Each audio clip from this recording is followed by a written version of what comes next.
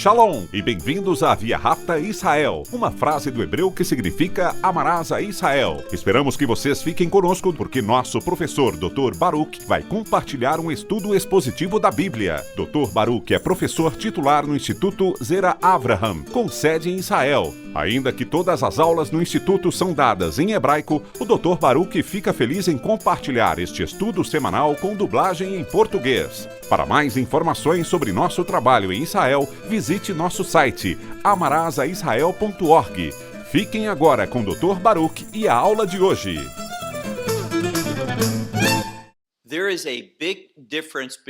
Há uma grande diferença entre tentar alguém a fazer algo errado e ter sua fé testada. Deus nunca tenta, encoraja ou coloca alguém numa situação com a intenção de que seja tentado a pecar. Deus nunca faz parte de nada que seja pecaminoso, mas às vezes, para nos fazer crescer, nos fazer amadurecer e para sermos chamados a dar testemunho da nossa fé, Deus nos permite e pode até, na verdade, nos colocar numa situação em que a nossa fé seja testada para que compreendamos onde estamos espiritualmente. E talvez uma razão ainda maior seja para que possamos agir com fé e cumprir a vontade de Deus. E dar um testemunho divino a outra pessoa. E é exatamente por isso que Deus chamou um rei pelo nome de Ahaz, ou Acaz, para confiar nele, para responder fielmente. E Deus lhe fez uma grande promessa para que pudesse ver e comprovar por si mesmo se realmente Deus estava nessa situação. Se Deus seria capaz de vencer o inimigo, superar a situação em que Acaz se encontrava. Dito isso, pegue sua Bíblia e olhe comigo no livro de Isaías, no capítulo 7. Repetindo, livro de Isaías, capítulo 7. Este capítulo nos apresenta uma grande profecia bíblica.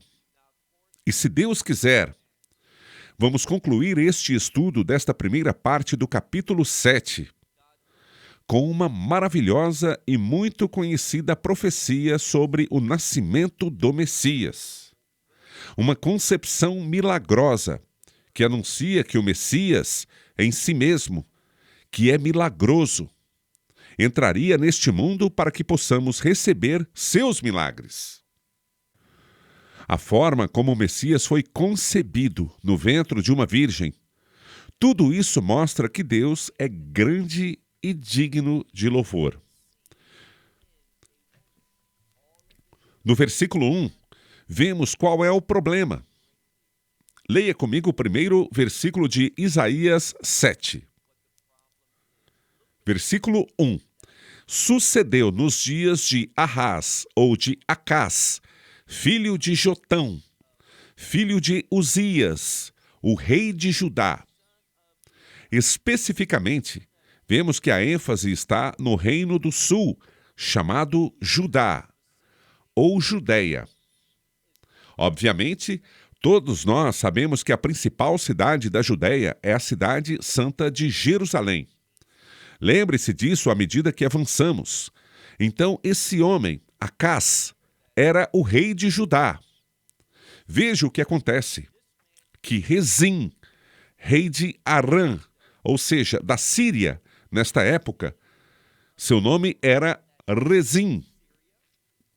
Rezim, o rei de Arã, da Síria, e Peca, filho de Remalias, o rei de Israel. O que eles fizeram? Eles subiram a Jerusalém com um exército unido. E eles foram a Jerusalém para a guerra, para fazer guerra contra a cidade.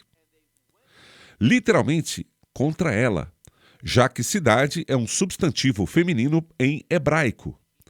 Temos algo. Temos, em sua maior parte, 10 tribos.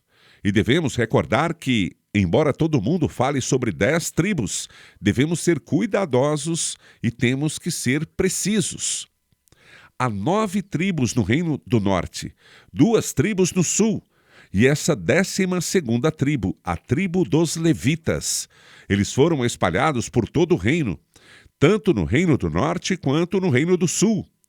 É claro que não havia mais no norte, mas mesmo assim, quero enfatizar essa questão. Pense só, o reino do norte era muito mais povoado. Eles tinham mais recursos. E agora havia uma aliança com o rei da Síria. E juntos, eles vieram como um grande exército para lutar contra Acás, em Judá. Especificamente, os comentaristas dizem que foram para sitiar este lugar. Observe o que é dito aqui. Olhe no final do versículo 1. Velo Yaholi Lahem, Aleha. Um milagre.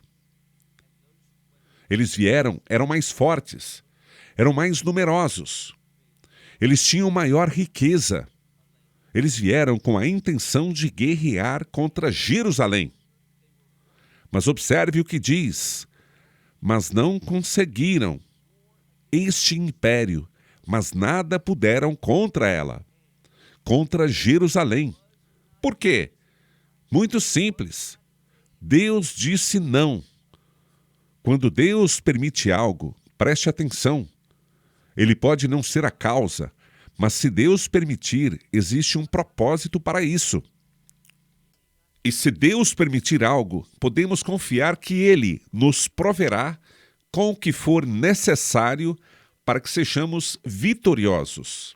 Observe o que acontece aqui. Veja o versículo 2. E deram aviso.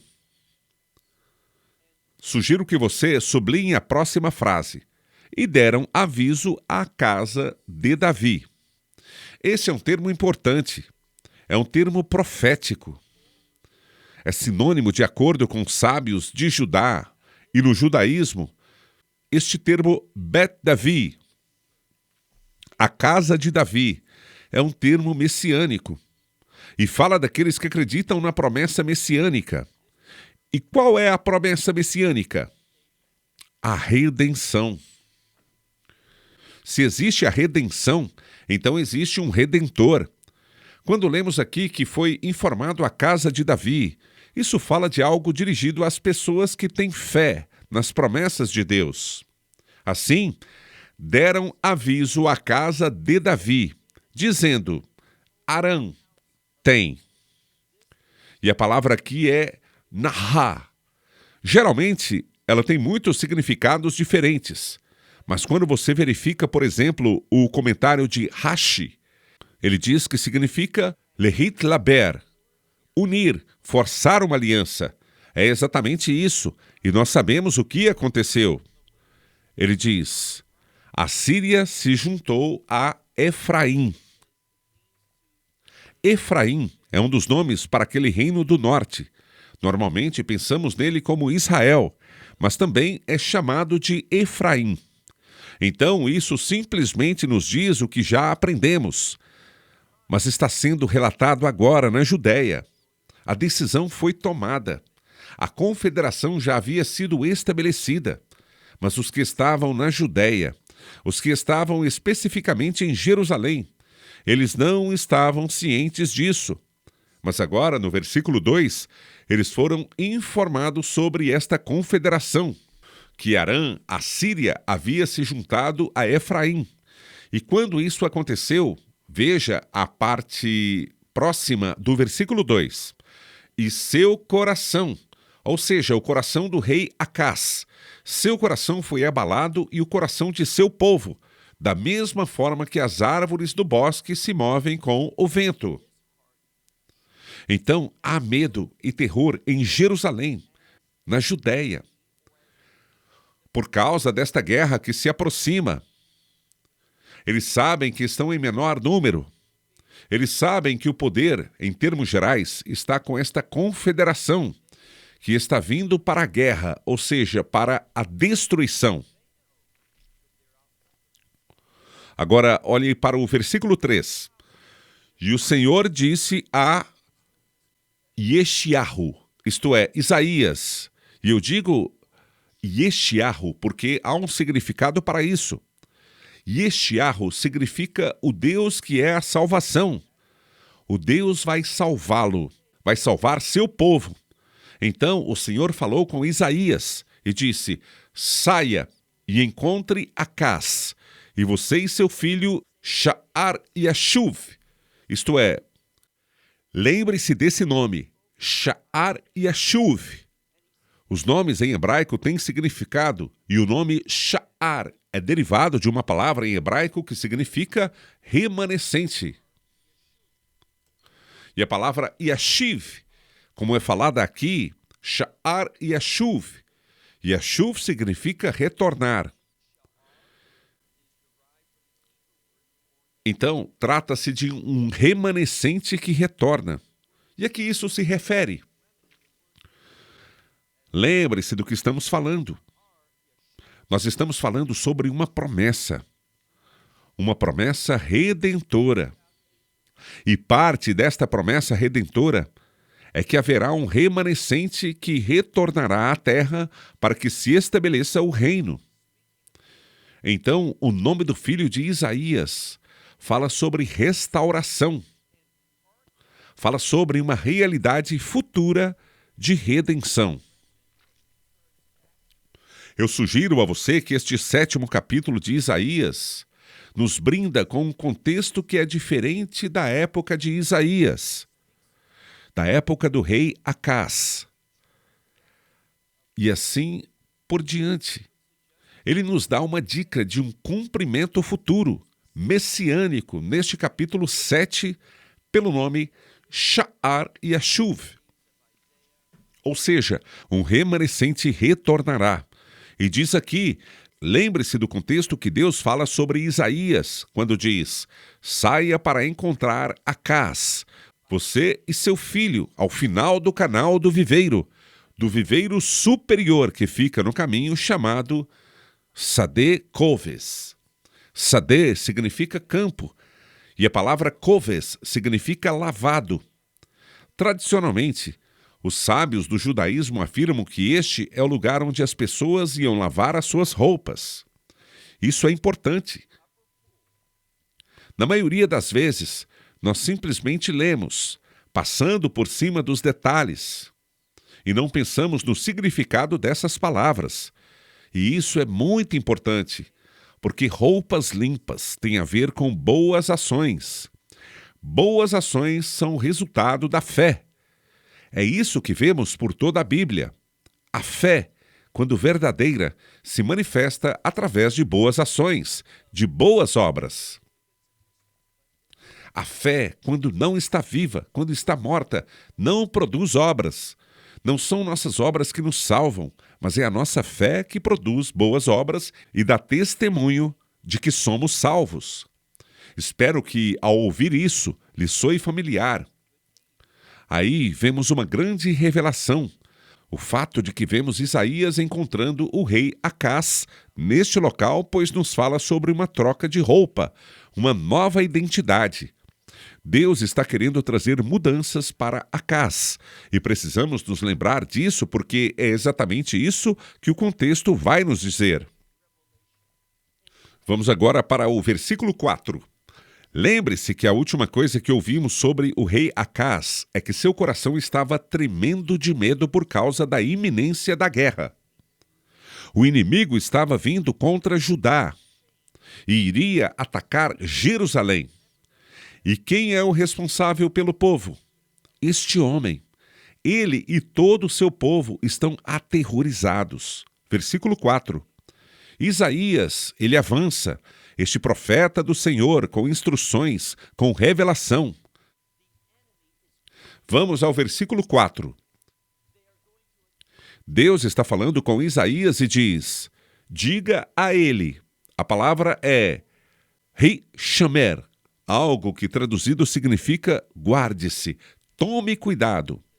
É uma palavra que pode também se referir a prestar atenção, espiritualmente falando. Há uma mensagem aqui que você deve se cuidar, que você precisa proteger-se, que tem que se manter alerta. Então ele diz: tenha cuidado, acalme-se e não tenha medo. Não deixe seu coração desanimar. O que ele está dizendo aqui é que isso vai exigir algo que, em hebraico, dizemos omatz, o que significa omatz, coragem. A profecia, preste atenção, a profecia fortalece seu coração. A profecia faz com que você tenha coragem, um coração cheio de coragem para cumprir fielmente as instruções de Deus. É por isso que me preocupa tanto que há muitos crentes que são ignorantes, desinformados, e que, por não estudarem as profecias, não poderão agir valentemente nos últimos dias ou nem mesmo numa situação atual. Ele então diz: não permita que seu coração se turbe. Prossegue, pois, dizendo: não seja fraco em relação a esses 2 pedaços de tições fumegantes. Ele está falando dos 2 homens que mencionamos no versículo 1. Nós estamos falando de Rezim e Peca. Esses 2 homens são chamados aqui. O termo literal que se usa é theos. O que significa? Para entender, imagine que você tem um carvão grande e o coloca no fogo, e ele queima. Depois de um tempo, fica menor. A palavra theos pode significar o fim. Eles não são carvões em chamas, mas eles estão fumegantes. A imagem aqui é que eles serão eliminados, eles serão extintos. Então Deus usa esses termos de forma muito incisiva. Isaías, por causa da ira, da raiva feroz de Rezim e Síria e do filho de Remálias. E continua dizendo: eles chegarão ao seu fim. Não há motivos para ter medo desses 2 indivíduos, desta confederação que está vindo contra você. Versículo 5. Porque eles formaram um conselho contra você. Arã, este maligno império da Síria, e Efraim, que é filho de Remalias, dizendo... Então ele diz: embora eles tenham se aconselhado, embora tenham discutido sobre isso, eles chegaram a um acordo para vir a Jerusalém e guerrear. Seu conselho chegou à conclusão que é apropriado, é certo. Chegou a hora de destruir Judá para unir o reino, mas não atendendo aos propósitos de Deus. Lembre-se, Israel, aquele reino do norte chamado Efraim, é dominado pela idolatria. Eles adoram deuses falsos, não o Deus de Israel. Então ele diz: só porque eles se aconselharam contra você, lembre-se, não tenha medo, preste atenção, fique quieto, pois eles estão chegando ao fim. Veja agora o versículo 6. O versículo 6 nos diz o que nós já sabemos, que é o conselho. Vamos subir contra Judá e vamos atormentá-la e romper. O que ele quer dizer é que iriam romper os muros para que possamos fazer reinar outro rei no meio dele. E eles já sabem quem querem como rei: o filho de Tabeal. Então, eles têm um plano. Haviam se decidido em conselho que irão para Judá, entrar em guerra contra Jerusalém. Derrotarão Acás e acabarão com ele e colocarão lá o rei que eles querem ali, que será o rei fantoche, para governar esta terra, este reino, e reunir em um só reino a toda Israel uma vez mais. Ele não está fazendo isso seguindo as instruções de Deus. Na verdade, ele está levando uma nação pagã a ajudá-lo a resolver essa questão.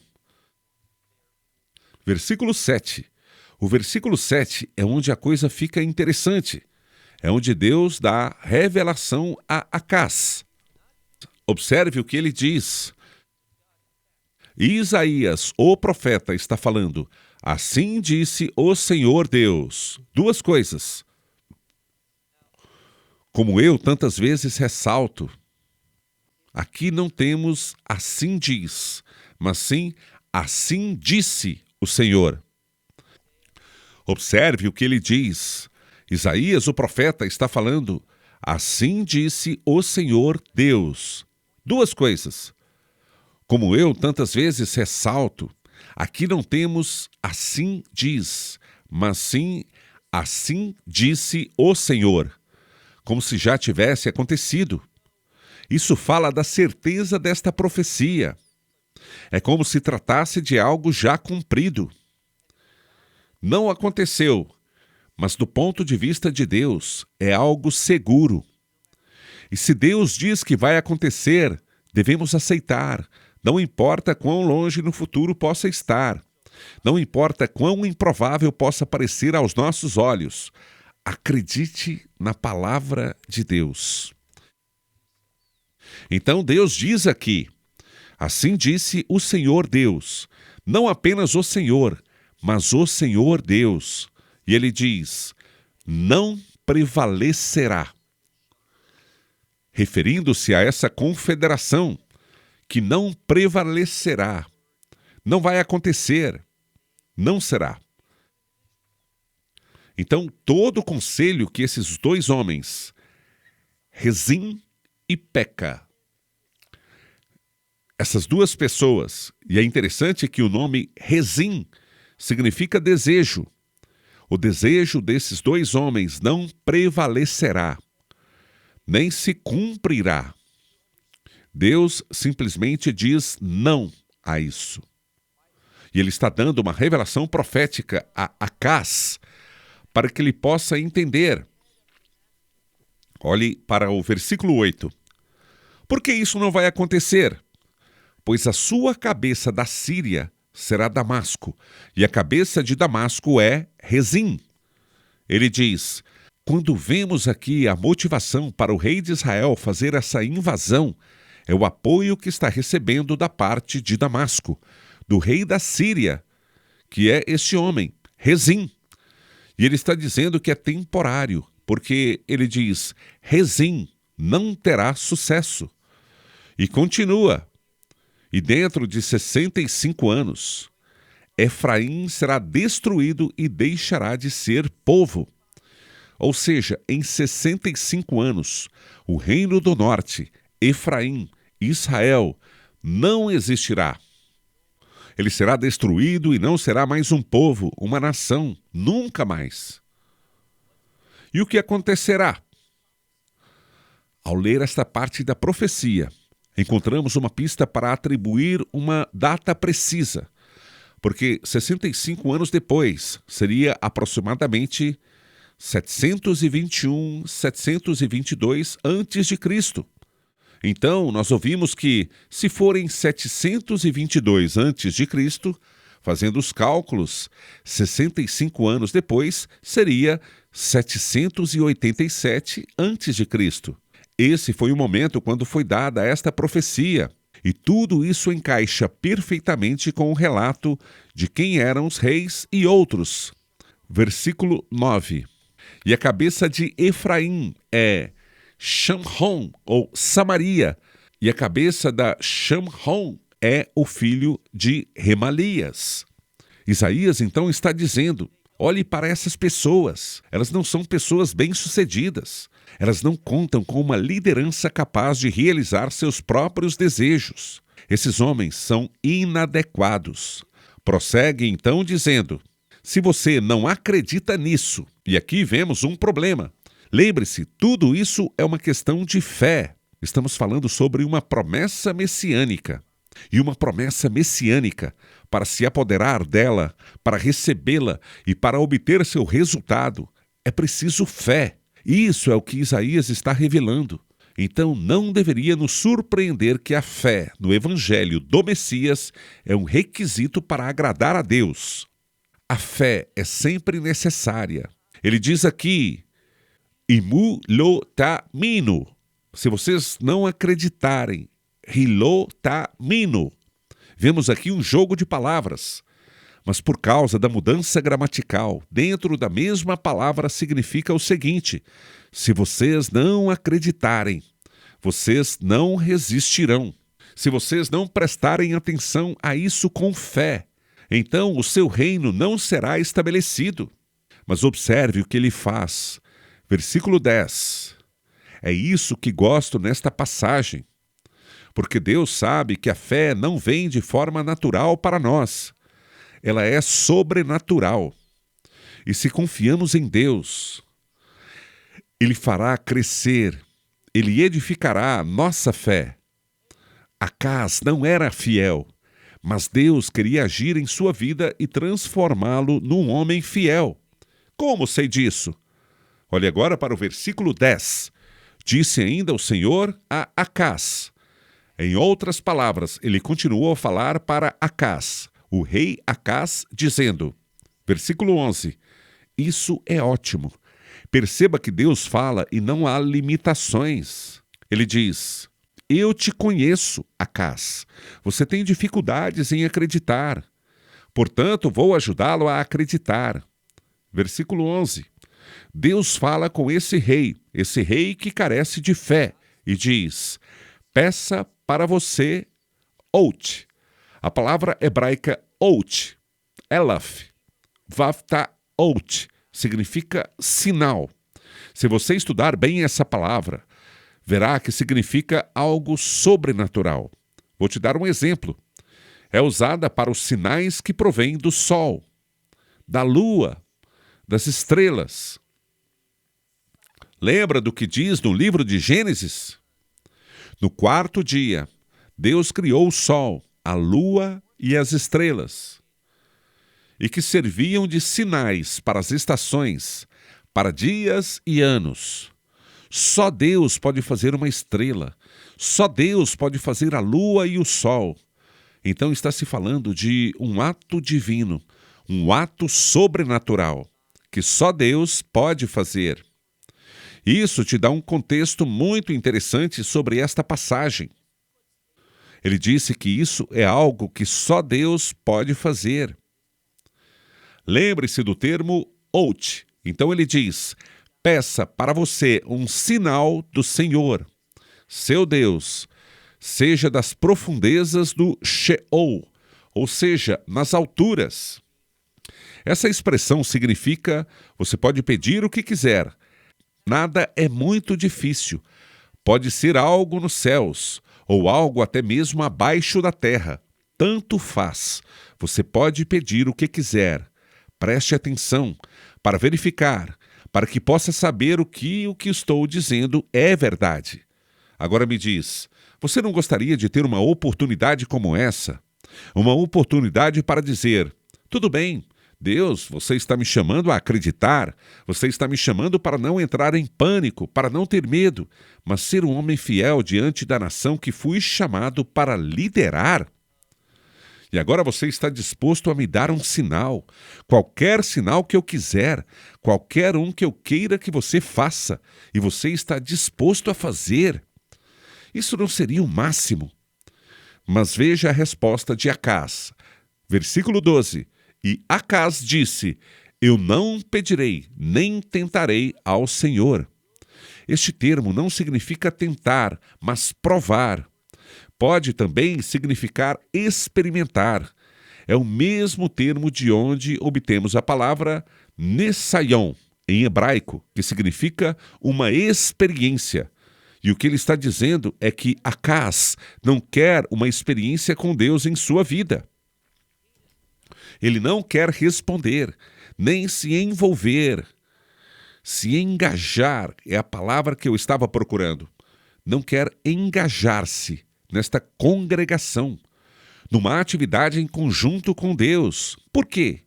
Porque ele é um indivíduo totalmente sem fé. Ele não quer nem mesmo dar uma oportunidade para Deus se manifestar a ele.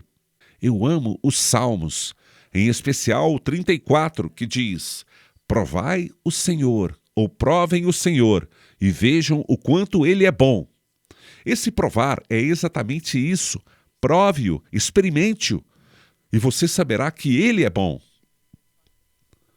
Abra-se ao Senhor. Você nunca se arrependerá de ter feito isso. Acás não agiu assim, e eu lhe digo que Acás se arrepende disso, mesmo neste momento. Então ele diz: eu não pedirei, não tentarei ao Senhor.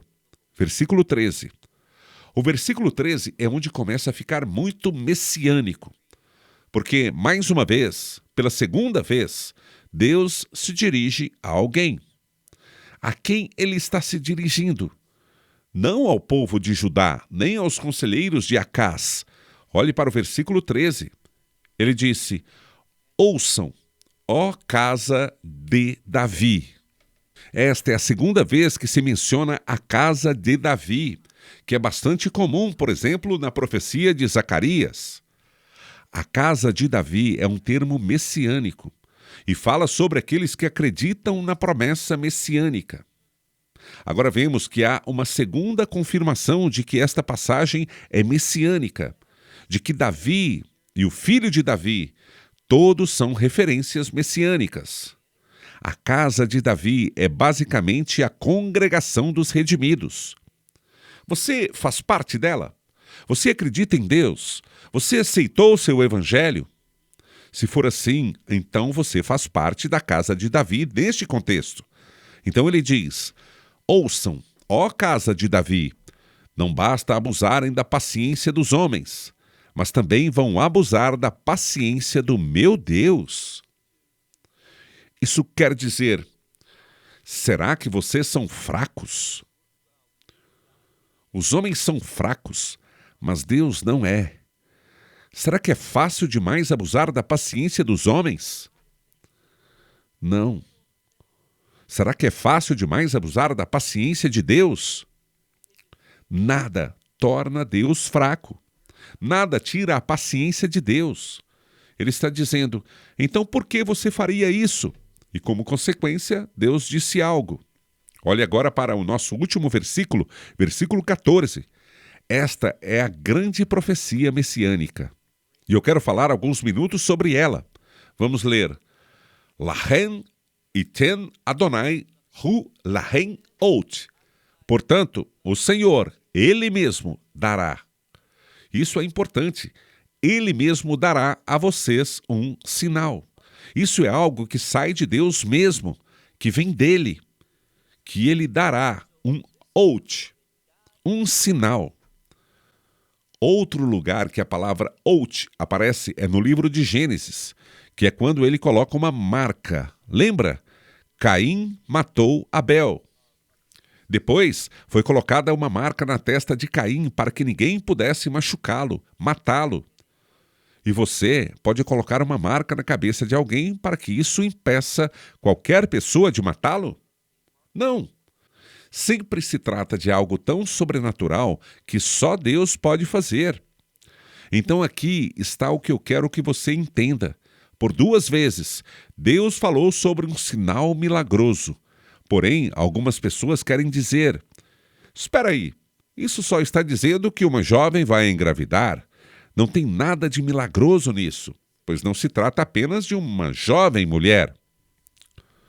Vamos olhar para o texto. Portanto, o Senhor, o mesmo Senhor, o Senhor mesmo, dará a vocês, pode ser, dará para vocês um sinal. E aqui não diz uma jovem, diz ha-alma. Não é uma jovem, mas a jovem. Nós falaremos sobre essa profecia nesta semana, na próxima semana, e até o capítulo 8. Porque entendemos que essa profecia é muito importante. Ela começa aqui, mas vai até o capítulo 8 e até mesmo o capítulo 9. E há ainda outra promessa messiânica nos capítulos 11 e 12. Em outras palavras, o que está sendo estabelecido aqui é um grande assunto profeticamente falando. E claro, como eu já disse anteriormente, é uma profecia messiânica. Se analisamos a palavra alma. Alma, em hebraico, fala de uma mulher jovem que é virgem. E como sabemos, se você for até o nosso estudo do livro de Gênesis, você encontrará sobre isso no livro de Gênesis, no capítulo 24. Na verdade, vamos até essa passagem rapidamente. Venha comigo, por favor, ao livro de Gênesis, capítulo 24. O que vemos aqui? Bem, essa é uma passagem importante da Bíblia em que encontramos que Abraão enviou seu servo de confiança, Eliezer, para encontrar uma esposa para seu filho Isaque. O que sabemos aqui é que ele teve êxito e encontra Rebeca como esposa. Mas observe o que diz. Olhe comigo, por favor, em Gênesis 24, no versículo 16. Vou repetir, Gênesis 24, versículo 16. Endi Nará. Nará significa uma jovem mulher. Diz o versículo, ela era muito bonita de aparência, muito bonita. E Betulá. Os rabinos te dirão que Betulá significa virgem, não alma, mas isso não está correto. E eles sabem disso. Sejamos honestos, eles sabem disso. Não é um simples erro. Por quê? Observe o que dizem. Essa mulher muito bonita de aparência pode se referir à aparência física, mas também pode ser no sentido de caráter. Ela é uma Betulá. Depois está escrito, Veish lo yada'a, ou seja, que homem algum a conheceu. Por que isso é importante? Bem, isso nos diz que se a palavra Betulá significa virgem no sentido mais verdadeiro, você não precisa desta frase. E um homem nunca a conheceu, porque isso estaria implícito. Se ela é virgem, obviamente não conheceu homem algum. Mas a palavra Betulá quer dizer uma mulher jovem que é considerada, reconhecida como virgem. Mas quando olhamos para o versículo 43, encontramos essa mesma história sendo recontada na casa de Rebeca, junto a seus pais. E diz, aqui estou de pé diante desta fonte. E aconteceu que Alma, a virgem, ela saiu para tirar, ou seja, tirar água, por meio da palavra alma. Não diz aqui que nenhum homem a conheceu. Este é um exemplo perfeito de hermenêutica, que nos diz que o termo Betulá significa que é supostamente uma virgem, mas devemos ser informados de que um homem nunca a conheceu. Quanto à alma, o que é uma alma? Alma é uma mulher jovem que jamais conheceu um homem. Nós não precisamos dessa afirmação extra, porque é algo implícito. Quando olhamos na Bíblia, não fala apenas sobre uma jovem virgem, mas uma jovem mulher que é íntegra. Todas essas coisas estão neste texto. Voltemos a Isaías capítulo 7, versículo 14. Portanto, o Senhor, aqui está escrito Adonai, Ele mesmo dará um sinal para vocês. Eis que a virgem conceberá e dará à luz um filho e chamará seu nome Emanuel. O que isso significa? O que significa Emanuel? Emanu significa conosco. El significa Deus. Então, esse bebê que será concebido por uma virgem, que é um Od, muito bom, que é um bom sinal milagroso, quer dizer, ninguém mais pode fazer com que uma virgem conceba simplesmente falando palavras, simplesmente pronunciando algumas palavras. É isso que Deus fez. Deus declarou que esta virgem, esta mulher íntegra, que nunca conheceu um homem, conceberá e dará à luz um filho. E este que vai nascer se chama Emanuel, Deus conosco. Vou encerrar esse estudo de hoje falando de mais um assunto, a redenção. Lembra o homem de Deus. E a palavra-chave aqui é a palavra in, que significa com. Por isso os rabinos ensinam que o nome Emanuel é o nome redentor do Messias, porque fala de Deus conosco, que ele, Deus, está conosco através da redenção. E quem é o Redentor? O Messias. Foi por isso que ele veio ao mundo, para que a humanidade estivesse com ele. Quando vemos esta profecia, notamos que há um sinal, algo sobrenatural. O modo como os rabinos entendem não tem nada a ver com o que é sobrenatural. O contexto exige que se produza um contexto de redenção. E isso vem de Deus. Lembre-se que disse que o próprio Senhor, Ele mesmo, dará para vocês, não apenas a vocês, mas para vocês, este sinal. Na semana que vem, nós continuaremos com esse mesmo assunto, porque precisamos entender esta profecia como aconteceu, como foi realizada. Não apenas uma, mas 2 vezes. Se isso parecer confuso para você, nós esclarecemos na próxima semana, se Deus quiser. Essa é uma profecia vital para que possamos entender a verdade de como o Messias veio a este mundo. E o que os profetas, o que Isaías disse sobre o Messias, como ele nasceria neste mundo por meio de uma virgem. Vou terminar dizendo isso. Se você despreza, rejeita, não acredita no nascimento virginal, você não está salvo.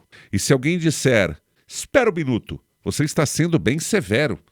Aqui está a razão pela qual eu digo isso. Se você nega o nascimento virginal, você não sabe quem é Yeshua. Você precisa conhecer a identidade de Yeshua. Saber que ele é filho de Deus. Entenda, o nascimento virginal está ligado à divindade do Messias.